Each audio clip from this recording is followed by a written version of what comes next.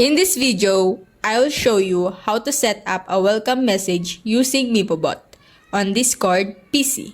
First, click the plus sign shown by the arrow, type the channel name, and click Create Channel. Then click General. Type /embed and click Embed Create. Enter the name you want. Press Enter, then type /embed again. Select Embed Edit Author. Choose grid_embed. Then in text, type username. And in icon, type user avatar. Next, type /embed again and choose Embed Edit Title. In the title, type what you want and add server name. Type /embed again and choose Embed Edit Description.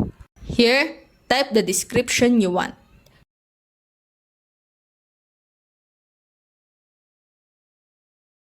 Now, select Embed Edit Thumbnail.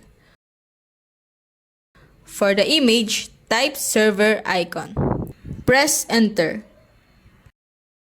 Type /image link. Upload image file. Press Enter. Then type /embed again and choose Embed Edit Image.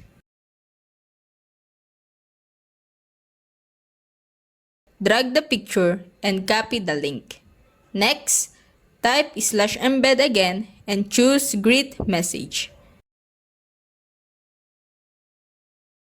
Type the text you see on the screen.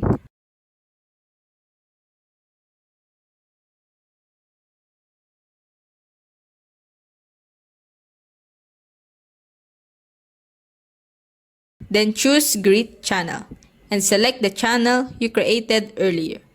Press Enter and it's done. If you enjoyed this video, don't forget to like, share, and subscribe.